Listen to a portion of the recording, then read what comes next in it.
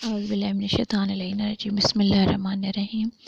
اب جو ہم پڑھنے لگے ہیں یہ ہے انٹرنیشنل ریلیشن سے تھوڑا سا تعلق رکھتا ہے۔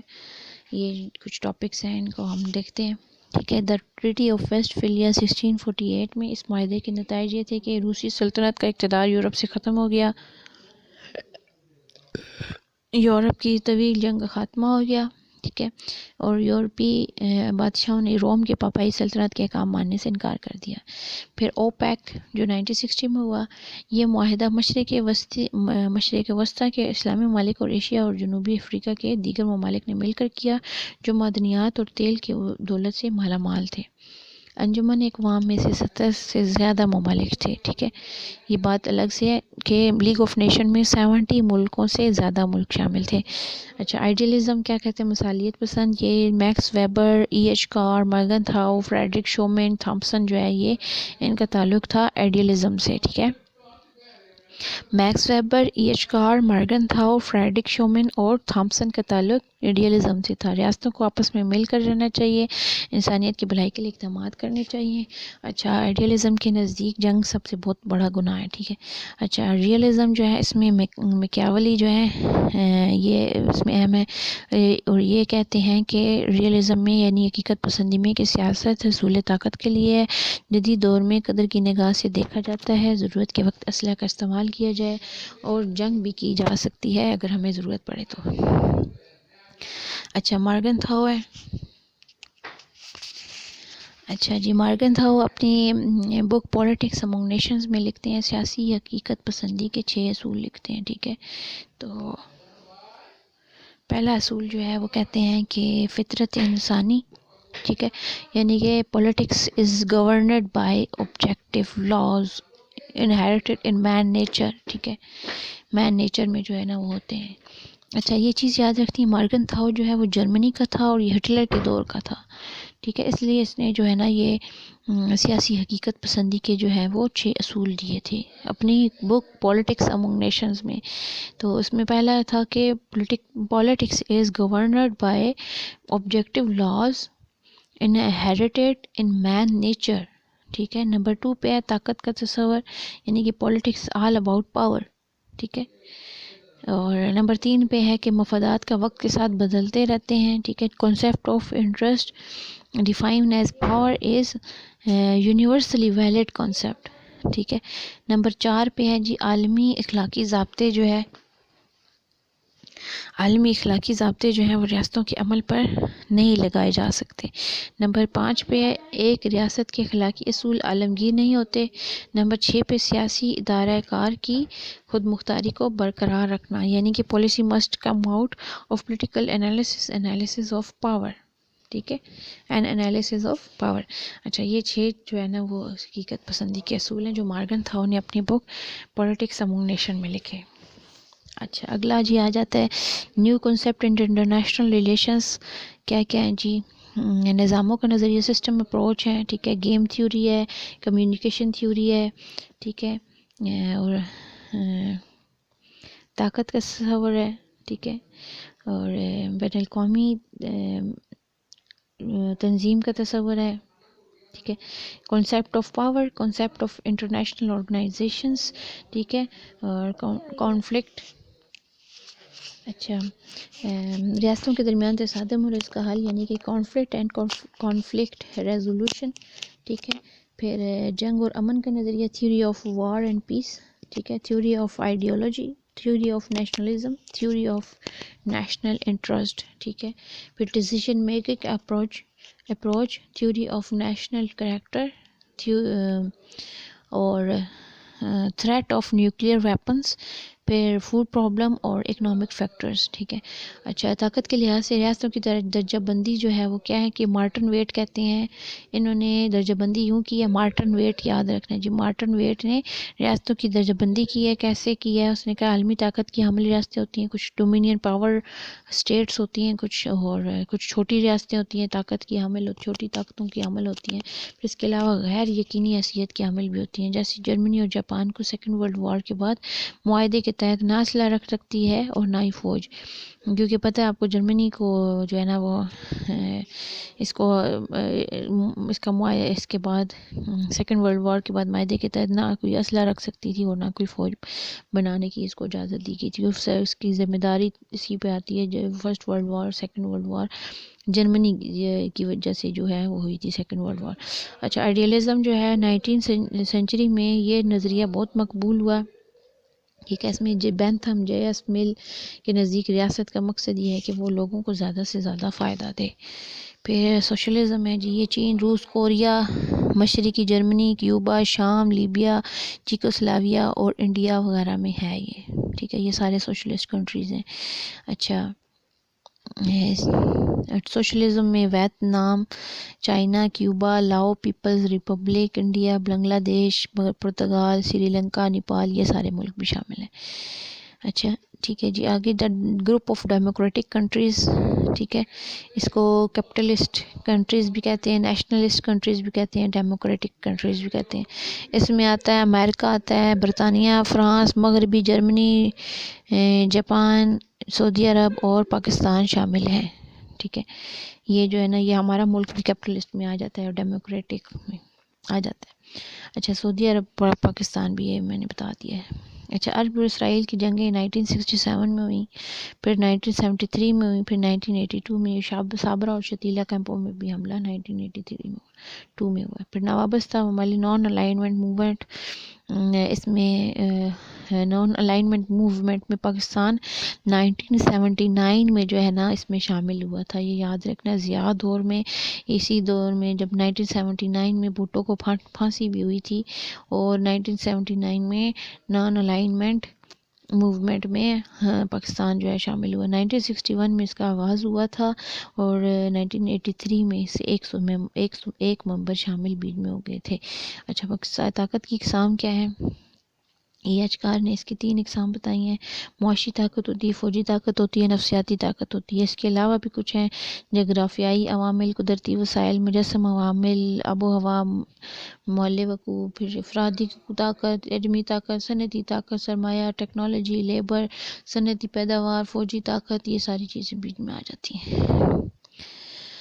اور اس کے غیر مجسم عوامل کون سی ہیں جی؟ نظریات، آبادیات، طاقت، آبادی گروہ، طبقاتی کشیدگی اور قومی طاقت، نسلی کشیدگی، ثقافتی کشیدگی، سماجی اور معاشی کشیدگی، مذہبی کشیدگی، یہ ساری چیزیں غیر مجسم عوامل یعنی طاقت کی غیر مجسم عوامل ہیں. ٹھیک ہے. اچھا، توازن اینڈ بیلنس آف پاور کے بارے میں پروفیسر فے کہتے ہیں کہ توازن طاقت کا مطلب ہے کہ ریاستوں کے درمیان کی طاقت میں برابری. ٹھیک ہے، جو ایک ریاست کی دوسری ریاست میں مداخلت سے بچا سکے ہمیں. اچھا، پولی بیس جو ہے وہ 4000 سال پہلے اس نے بیلنس آف پاور کے بارے میں اصول کے سب سے بڑا علمدار مانا جاتا ہے. ٹھیک ہے، توازن طاقت کے اصول کا سب سے بڑا علمدار پولی بیس مانا جاتا ہے. توازن طاقت کا power balance of power is not suitable for democracy, dictatorship, small states, united states, sovereign security states. ٹھیک ہے، عارضی ریاستیں موجودہ دور میں مؤثر نہیں ہیں، صرف بڑی ریاستیں ہی رکھ سکتی ہیں. یعنی بیلنس کا پاور جو ہے وہ یہ بڑی ریاستیں کرتی ہیں. اس میں برقرار رکھنے کی ترکیبیں کیا ہیں جی؟ اتحاد و جوابی اتحاد، کمپنسیشنز یعنی تلافیاں، آرمامنٹ اینڈ ڈس آرمامنٹ، اصلاح سازی اور تخفیف اصلاح، مداخلت اور عدم مداخلہ، انٹرونشن اینڈ ناٹ انٹرونشن. ٹھیک ہے، پھر فاضل ریاستیں آتی ہیں، بفر اسٹیٹس، اور ڈیوائڈ اینڈ رول یعنی لڑاؤ اور حکومت کرو، اور 7ویں نمبر پہ آتا ہے بیلنس آف ٹیرر یعنی توازن کا خوف. ٹھیک ہے. اچھا، system approach in I R کیا ہے جی؟ اس کی اہم خصوصیات 2 قسم کی ہیں. ہر ریاست اندرونی بیرونی طور پر آزاد ہے. سیاست میں تمام ریاستیں جو ہیں وہ مقتدر ہیں. پھر عناصر اس کے کیا ہیں جی؟ قومی ریاست، قومی مفادات، متصادم اور تشدد. پھر سیاستوں کے درمیان کا رابطہ، فوجی طاقت. ٹھیک ہے، سیاسی نظام کی نظریاتی نظام کیا ہے؟ توازن طاقت کا نظام نمبر 1، نمبر 2 پہ 2 قطبی نظام، نمبر 3 پہ کثیر قطبی نظام. پھر قوت فیصلہ سازی کے نظریہ کیا ہے؟ Decision making approach. ہر ریاست اپنے خارجہ امور طے کرنے کے لیے فیصلے کرتی ہے. فیصلے کو عملی جامہ پہنانے کے لیے منصوبہ بندی کی جاتی ہے. ایسے بااختیار لوگ یا ادارے سیاسی فیصلے کرتے ہیں جن کو قانونی طور پر تسلیم کیا گیا ہو. پھر تصادم کی وجوہات کیا ہیں جی؟ محدود علاقائی اقتدار اعلیٰ کا دعویٰ، ذاتی تحفظ، نظریاتی عنصر، فوجی قومی مفادات، قومی وقار، لامحدود استعماریت اور آزادی کے اصول کے لیے تصادم. تصادم کے بعد رد عمل کیا ہوتا ہے جی؟ احتجاجی مراسلہ دیا جاتا ہے، تردید کی جاتی ہے، سفیروں کے ذریعے صلاح مشورے کیے جاتے ہیں. پھر سفیروں کی واپسی ہو جاتی ہے، دھمکی دی جاتی ہے، معاشی بائیکاٹ کیا جاتا ہے، معاہدات کے خاتمہ کر دیا جاتا ہے، اقوام سے اپیل کی جاتی ہے اور آخری حربہ جو ہے وہ پھر جنگ ہو جاتی ہے. اس کے نتائج کیا ہوتے ہیں؟ تصادم کے نتائج کیا ہوتے ہیں کہ یا تو بچاؤ ہو جاتا ہے، یا پھر فتح ہو جاتی ہے، دستبرداری ہو جاتی ہے، یا سمجھوتہ ہو جاتا ہے، یا پھر ثالثی ہو جاتی ہے، یا پھر کوئی پرامن کوئی سمجھوتہ کر دیا جاتا ہے. اچھا اگلا آ جاتا ہے جی امپیریلزم، سامراجیت کے بارے میں جی. پارٹی مون کہتے ہیں سامراجیت جو ہے وہ یورپی اقوام کی غیر یورپی اقوام پر حکومت کرنا. ٹھیک ہے. ایمنڈل بل کہتے ہیں کہ ہر حکومت کی طرف سے دوسری پر غیر حقیقت پسند مطالبات کی بنا پر جاریانہ جنگ کو سامراجی عمل کہتے ہیں. پھر 17 سنچری میں پرتگال، برطانیہ، فرانس، ہالینڈ، اسپین نے اپنی بہت ساری نوآبادیات بنا کے رکھی ہوئی تھیں. ان کا مقاصد کیا ہوتا ہے؟ امپیریلزم کا مقاصد ہوتا ہے معاشی مفادات، قومی وقار، صنعتی اور تہذیبی ترقی، سفید فاموں کا کاروبار، قومی تحفظ، توازن، آبادی. مارکس اور لینن کا نظریہ سب کیوں چھیڑا ہے؟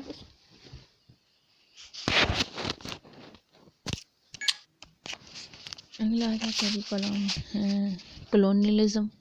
ٹھیک ہے. استعماریت. اس میں کالونی بنا لیتے تھے تو مندرجہ بالا اور اس کا مطلب ایک جیسا ہے، لیکن سامراجیت جو ہے وہ یعنی کہ امپیریلزم زیادہ سخت ہے، یعنی کہ زیادہ خطرناک ہے. کالونی بنانا جو ہے وہ اس کی کالونیلزم کی وبا جو ہے یورپ سے نکل کے ایشیا میں جاپان اور روس کی طرز عمل سے ظاہر ہوئی. دونوں کا مقصد غریب نوآبادیاتی نظام کا استحصال کرنا ہے. ٹھیک ہے. Latvia, Lithuania, Estonia, Hungary, Poland, Czechoslovakia, Albania, Bulgaria, یہ ساری جو ہیں یہ روس کی نوآبادیات بن کے رہ گئی. پھر آسٹریا اور سوئٹزرلینڈ دائمی غیر جانبدار ریاستیں. یاد رکھنی ہے بات. غیر جانبداری نیوٹرلٹی کا مطلب کیا ہے جی؟ اس کی اقسام کیا ہیں جی؟ دائمی غیر جانبدار ہوتی ہیں. ٹھیک ہے. غیر عام اور جزوی غیر جانبدار، رضاکارانہ جانبداری، تجدیدی دوران جنگ کے دوران غیر جانبداری. پھر فوجی غیر جانبداری، مثبت غیر جانبداری، موجودہ دور میں غیر جانبداری کسی گروپ میں شامل نہیں ہوں گی، یعنی کہ اس کا مطلب ہے. پھر غیر وابستہ ممالک کی تحریک بنائی گئی جو 1961 میں بنائی گئی. اس میں فوجی معاہدوں اور اتحادوں سے علیحدگی کے بارے میں بات ہوئی.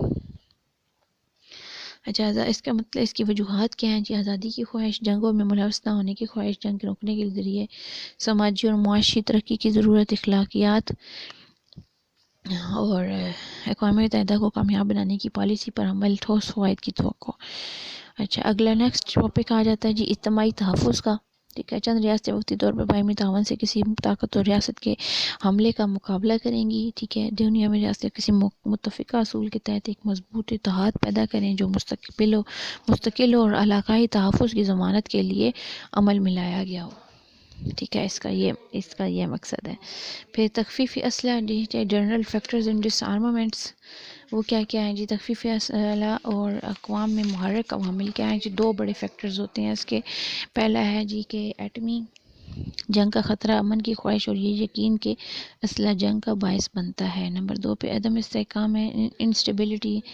ٹھیک ہے. obstacles in the way of disarmament and arms controls. تو اس میں کیا ہے جی؟ نمبر 1 پہ آ جاتے نیشنلزم اینڈ سورنٹی. نمبر 2 پہ ہے the problem of ratio. Number 3 پہ ہے ڈسٹرسٹ امونگ نیشنز. ٹھیک ہے. یعنی کہ پہلے نمبر پہ قومیت اور اقتدار اعلیٰ، نمبر 2 پہ تناسب کا مسئلہ، نمبر 3 پہ قوموں کے درمیان عدم تعامل، نمبر 4 پہ سیاسی مسائل کے حل کے لیے، نمبر 5 پہ معاشی پہلو کے لیے یہ جو ہے تخفیف اسلحہ کیا جاتا ہے. پھر effects under League of Nations for disarmaments کیا تھا جی؟ دسمبر 1925 میں مجلس اقوام کی کونسل نے تخفیف اسلحہ کی کانفرنس کی تیاری کے لیے ایک کمیشن مقرر کیا تھا. ٹھیک ہے، اور اس کا فرسٹ اجلاس مئی 1926 میں ہوا۔ جرمنی، امریکہ، سوویت یونین کو اس کمیشن کے اراکین بننے کی دعوت دی گئی۔ پھر مارچ 1927 میں برطانیہ اور فرانس نے بھی اس کے مسودے بنائے، مگر سب کوششوں کے باوجود اعتراضات ہوتے رہے۔ 1932 میں IC میں 61 اراکین پر مشتمل کانفرنس ہوئی، ٹھیک ہے۔ اچھا، یہ ساری چیزیں ٹھیک آ جاتی ہیں۔ پھر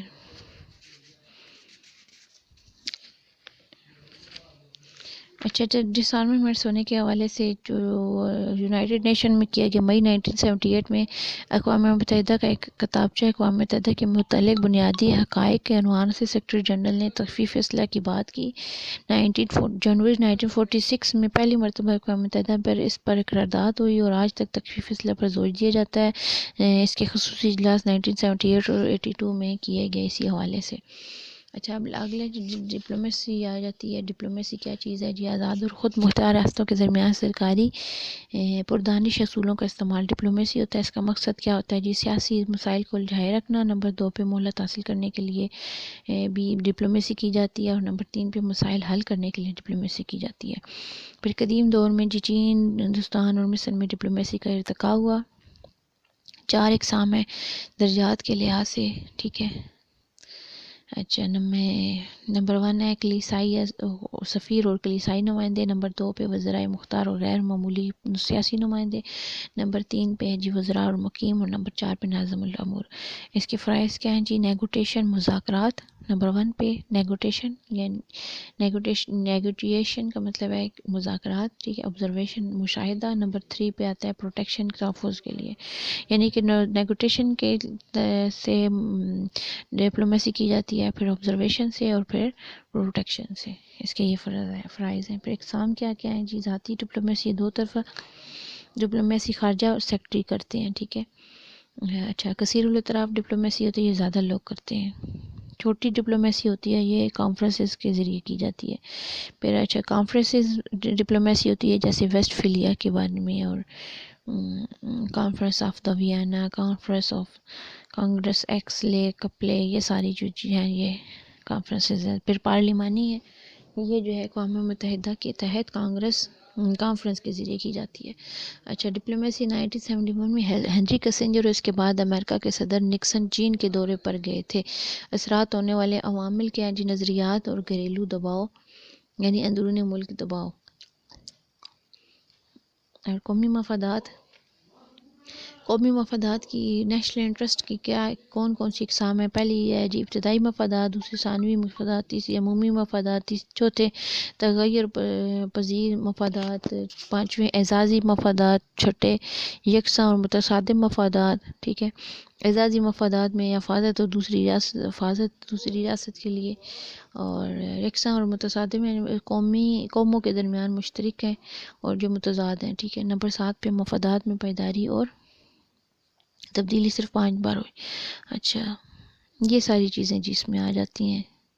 1914 سے 1917 تک غیر جانبداری کی پالیسی اختیار کی گئی۔ 1917 اس میں جرمنی کے خلاف خود کو اتحادی طاقت بنا لیا، ٹھیک ہے۔ 1920 میں USA نے لیگ سے علیحدگی کر لی، سولیشن کر لی، پالیسی بنا لی، ٹھیک ہے۔ 1941 میں جو ہے جاپان اور فلپائن حملے کے بعد USA نے محوری طاقتوں کے خلاف جنگ کی تھی۔ 1945 میں USA نے UN کے لیے بھرپور کام کیا، ٹھیک ہے۔ اچھا، خارجہ پالیسی پر عمل درآمد ہونے کے طریقے کیا ہیں؟ کہ سیاسی طریقے ہیں، نفسیاتی طریقے ہیں، معاشی طریقے ہیں، فوجی طریقے ہیں۔ یہ سارا ٹاپک ہے جو انٹرنیشنل ریلیشن کے حوالے سے، تو جس کو ختم کرتے ہیں۔ اللہ تعالیٰ ہماری مدد کرے اور میرے پڑھنے میں میری مدد فرمائے اور مجھے کامیابی عطا فرمائے، الہی آمین۔ اعوذ باللہ من الشیطان اللعین الرجیم، بسم اللہ الرحمن الرحیم۔ اب انٹرنیشنل لاء کا پورشن آ جاتا ہے جی۔ اس میں تاریخی پس منظر اگر ہم دیکھیں تو یونان اور روم میں بھی جو ہے نا یونانی مجلس اقوام تھی، ٹھیک ہے۔ اچھا، تاریخی پس منظر میں دیکھے جائے تو یہ 2 طبقات ہیں، ٹھیک ہے۔ ایک ادنا طبقہ ہے اور ایک اعلیٰ طبقہ ہے، ٹھیک ہے۔ اعلیٰ طبقہ جو ہے وہ حکمران ہے، اور ادنا طبقہ عام شہری جو ہے اس میں شامل ہوتے ہیں۔ 3ری صدی میں روم نے ایران کے ساتھ تعلقات بنائے ہوئے تھے، اور قانون جنگ یوس فتیال یعنی قانون مجلس خارجہ بھی تھی اس ٹائم پہ، ٹھیک ہے۔ اچھا، ہالینڈ کے جی سٹیزن ہے گروشیس، انہوں نے بین الاقوامی قانون کو جو ہے نا کہا جاتا ہے کہ بین الاقوامی قانون کا باوا آدم جو ہے گروشیس کو کہا جاتا ہے، اور اس نے 1225 میں، ٹھیک ہے، یعنی کہ میگنا کارٹا 1215 ہے نا، یہ 1225 ہے، 1225 میں اپنی کتاب لا آف وار اینڈ پیس لکھی تھی، اور یہ جو ہے یہ 1965 میں جو ہے منظر عام پہ آئی تھی، ٹھیک ہے۔ اچھا، اب تھوڑے سے قوانین ہیں جو 1856 میں اعلان ہوا تھا پیرس میں، سمندری جنگ سے متعلق تھا، 1884 میں جنیوا کنونشن ہوا تھا زخمی اور بیماروں کے لیے، 1888 میں اعلان پیٹربرگ ہوا تھا زہریلی گولیوں کے استعمال کی ممانعت کے لیے، ٹھیک ہے، یہ سارے کچھ۔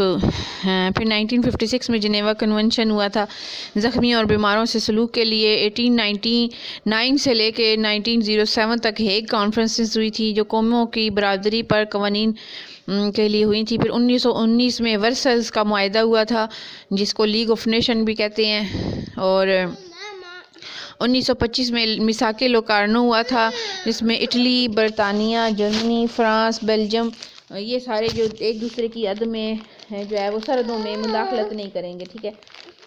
پھر 1956 میں ICJ بھی بنائی گئی تھی جو بین الاقوامی عدالت انصاف ہے۔ 1948 میں انسانی حقوق عالمی دن منایا گیا تھا۔ اچھا، پھر یہ سارے کچھ بھی ہوتے رہے ہیں۔ پھر دو کانفرنسز 61 اور 63 میں بھی ہوئی۔ 61 میں جو ہے کانفرنس اسٹیٹ لیسنس کے نظریے کو ختم کر دیا گیا۔ پھر کمیشن برائے قانون بین الاقوام جو ہے وہ اس کی تعداد 25 تھی اور 5 سال کے لیے جو ہے وہ ہوتی تھی، یہ 21 نومبر 1947 کو بنائی گئی۔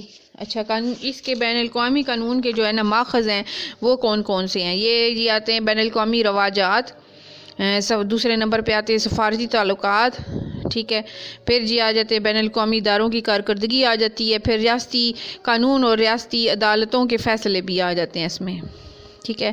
اچھا، جیسے اب 1863 میں برطانیہ کے جہاز سکوٹیا کا مقدمہ ہوا، ٹھیک ہے، اس میں امریکی سپریم کورٹ نے فیصلہ کیا تھا کہ غلطی امریکہ کے جہاز پر لائٹس نہیں تھیں، اور پھر 1950 میں ازائلم کا کیس ہوا تھا، پیرو کے شخص نے تخریب کاری دوسری ریاست میں بھاگ گیا، اس کے حق میں فیصلہ ہوا، ٹھیک ہے۔ اسی طرح لوٹس کیس 1927 میں ہوا۔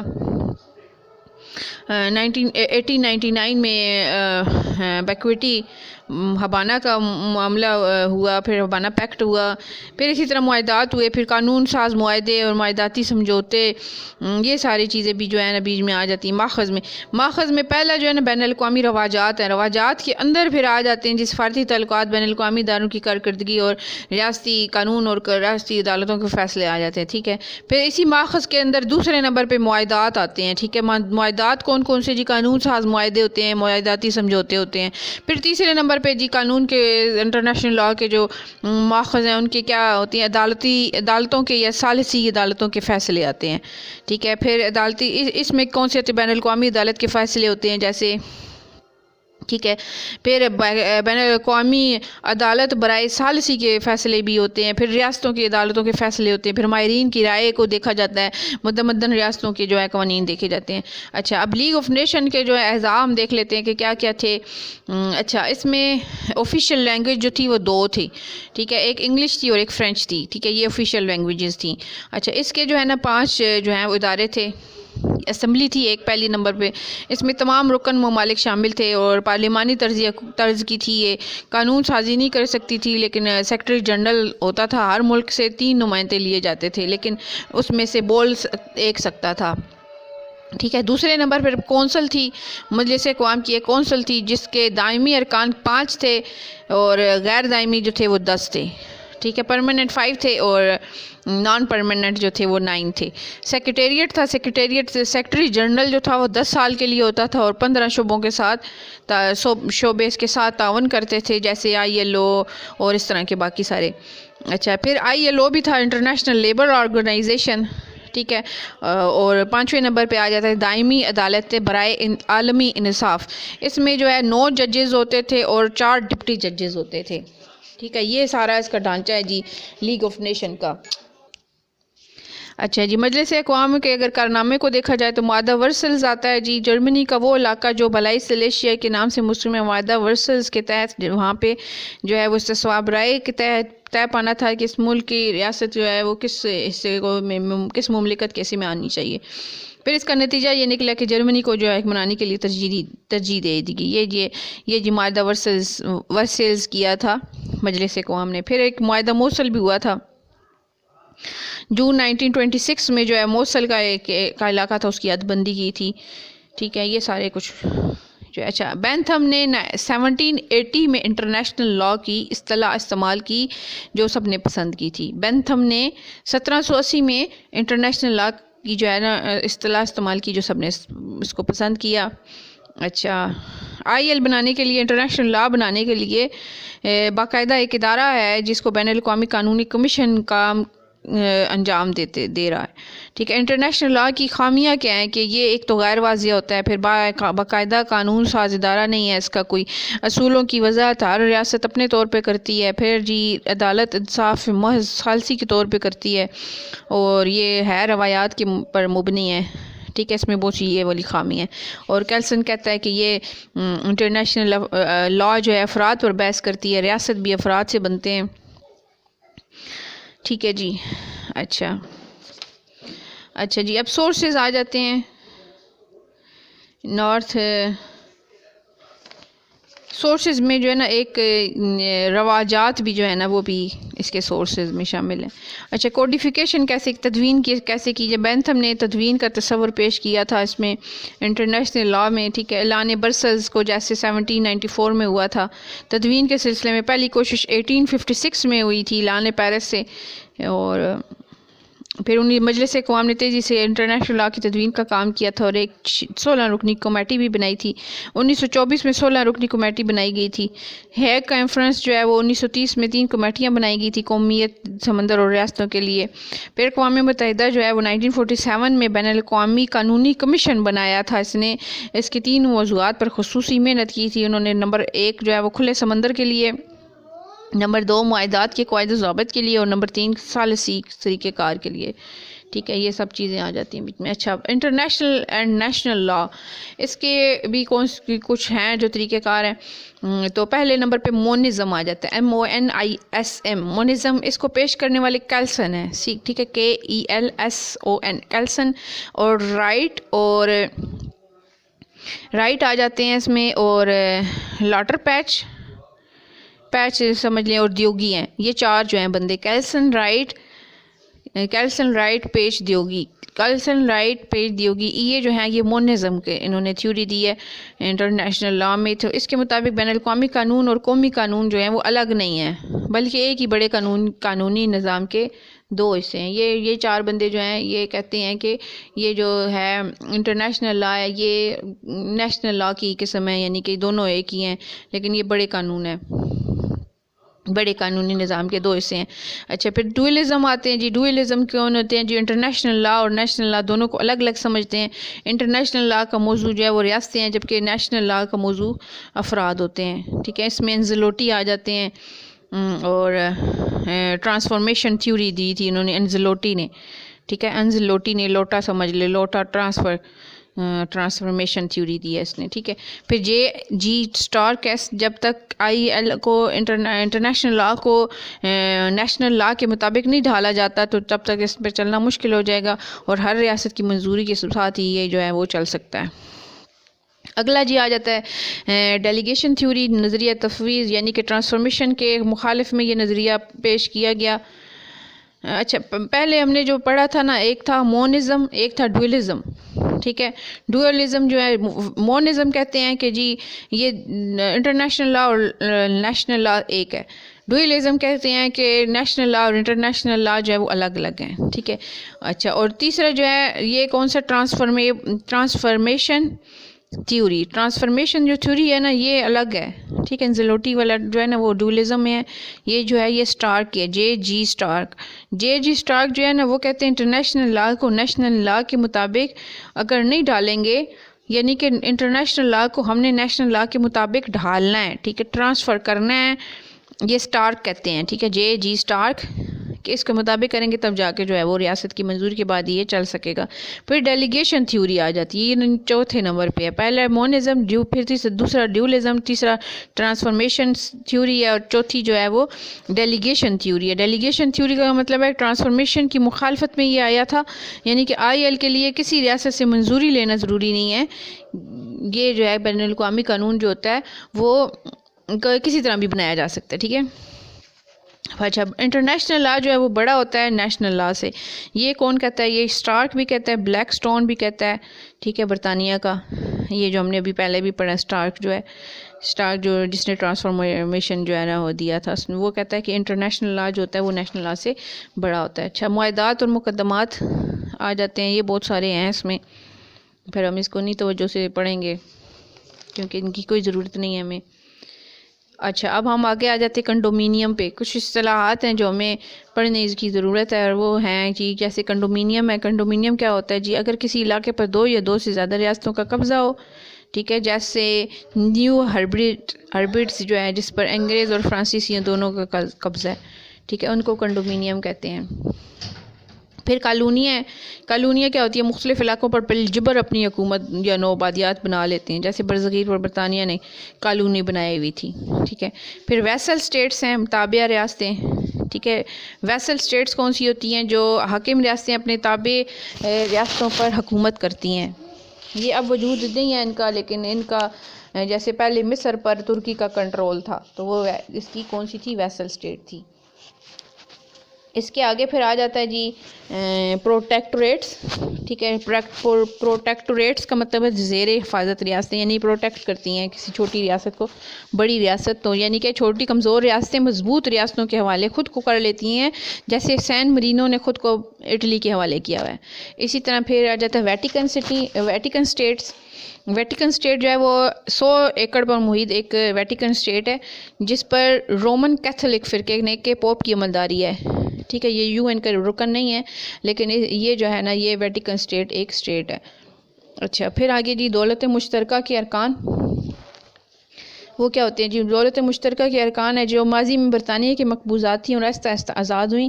اس میں جو سفیر ایک دوسرے ملک میں جاتے ہیں ان کو ہائی کمشنر کہا جاتا ہے. ٹھیک ہے. پاکستان نے 1972 میں اس سے علیحدہ ہو گیا تھا، لیکن پھر 1989 میں اس سے شامل ہو گیا تھا. اچھا، نیوٹرلائزیشن اور نیوٹرٹی، یہ دو اصطلاح استعمال کی جاتی ہیں. نیوٹرلائزیشن کا مطلب ہے مستقل طور پر، جبکہ نیوٹرلٹی جو ہے وہ عارضی طور پر. ٹھیک ہے. یعنی کہ نیوٹرلائزیشن جو ہے نا وہ مستقل طور پر ہمیشہ کی غیر جانبداری کو کہتے ہیں، اور نیوٹرلٹی جو ہے وہ عارضی طور پر یعنی کہ فوری جنگ کی صورت میں غیر جانبداری جو ہے نا اس کو کہتے ہیں. پھر اگلا آ جاتا ہے ریکوگنیشن کا مطلب ہے حکومت کی منظوری. دوسری ریاستیں جب ایک ریاست کو عالمی برادری کا رکن تسلیم کرتی ہیں تو اسے ریکوگنیشن کہتے ہیں. ٹھیک ہے. پھر اچھا، ریاست کو تسلیم کرنے کے جو نظریات ہیں وہ 2 قسم کے ہیں. ٹھیک ہے. 2 نظریات ہیں. ایک ہے کانسٹیٹیوٹیو تھیوری، ٹھیک ہے، اور ایک ہے ڈکلیریٹی تھیوری. کانسٹیٹیوٹیو تھیوری جو ہے وہ تشکیلی نظریہ کہلاتا ہے. اس کے جو سب سے بڑے حامی ہیں ہیگل ہے. ٹھیک ہے. پٹ کیبٹ ہیں، اوپن ہائم، انزلوٹی، ہالینڈ. یہ ہے.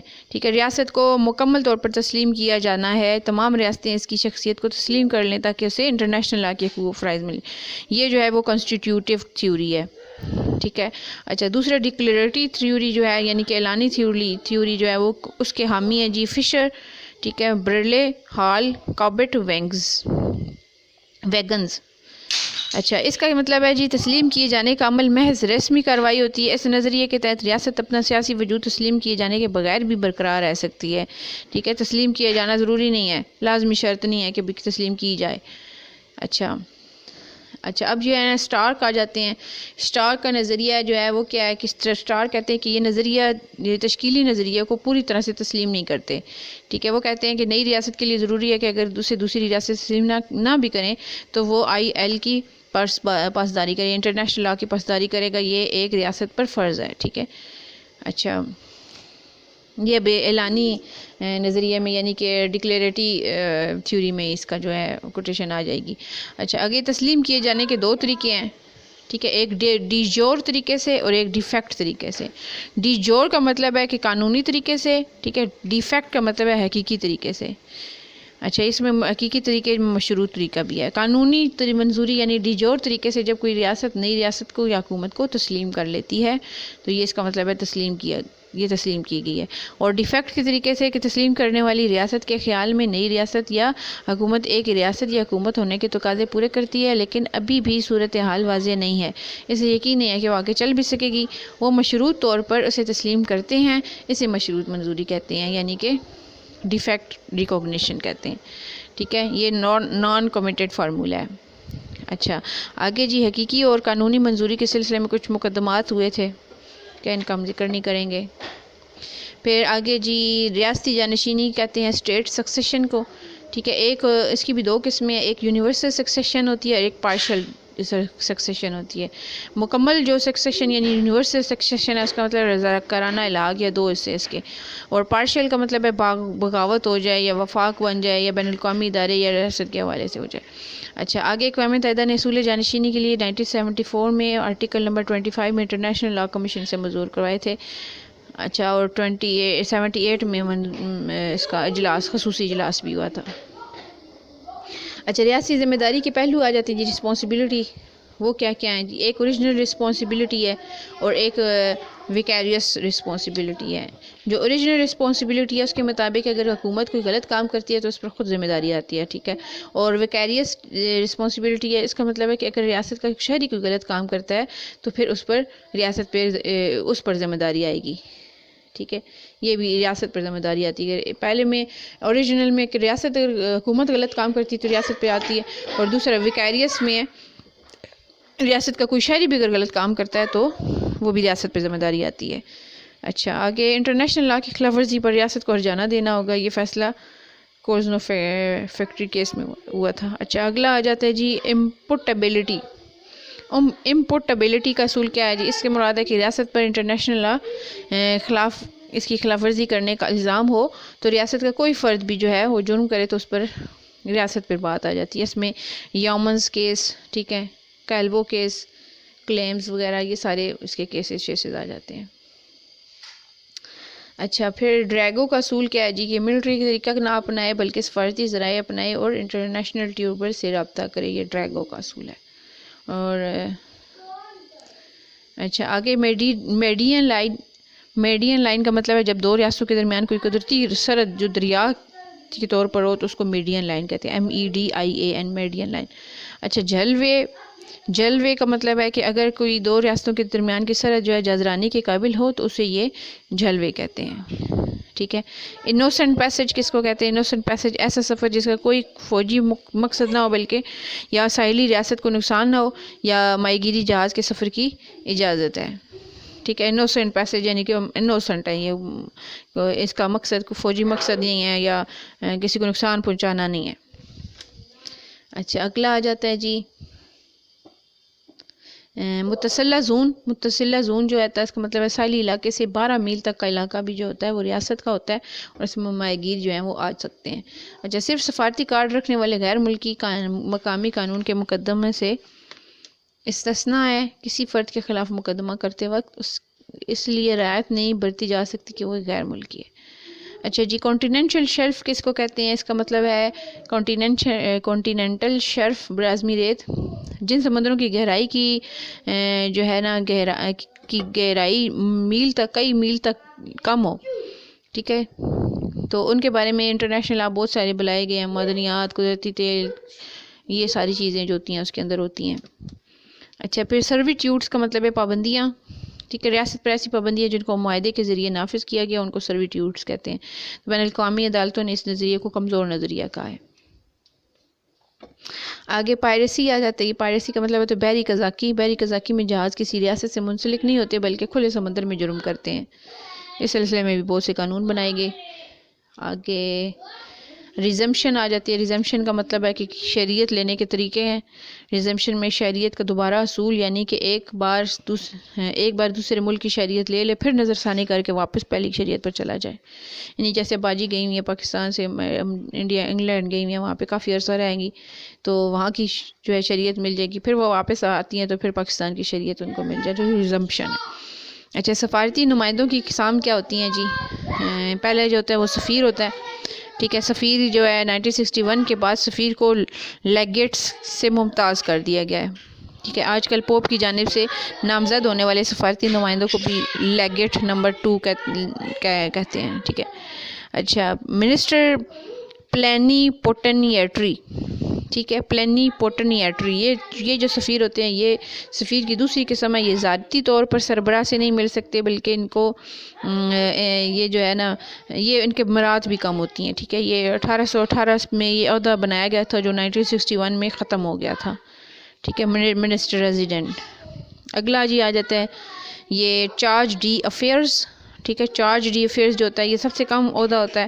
اس کو سربراہ ریاست نہیں بھیجتا، بلکہ اس کو فارن آفس والے کو بھیجتے ہیں.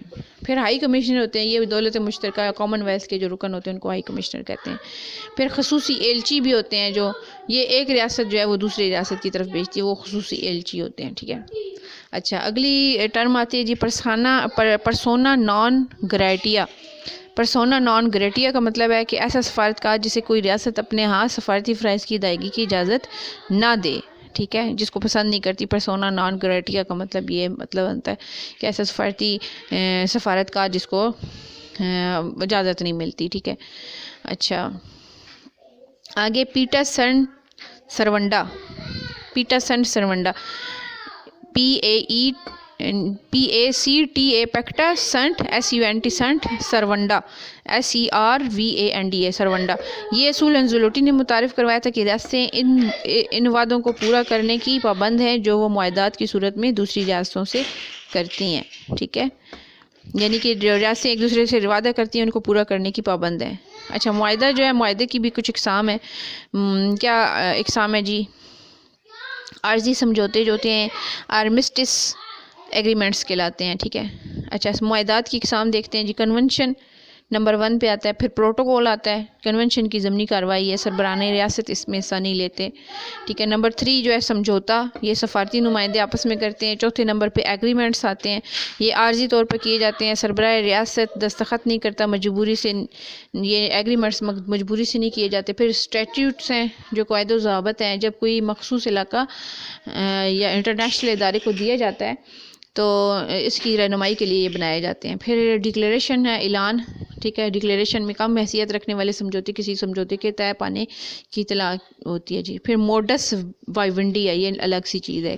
MODUS موڈس وائیونڈی، یہ جو ہے یہ عبوری نوعیت کا ایک انٹرنیشنل سمجھوتا کے ریکارڈ کی تیاری ہے. یہ غیر رسمی ہوتا ہے. ٹھیک ہے.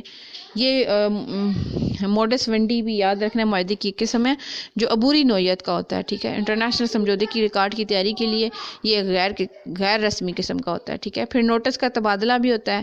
پھر حتمی ایکٹ ہے، جس کا مطلب ہے جو کسی کے کانفرنس کے اختتام پر کارروائی سامنے رکھ کر مشترکہ کنونشن کی تخلیق کی جائے.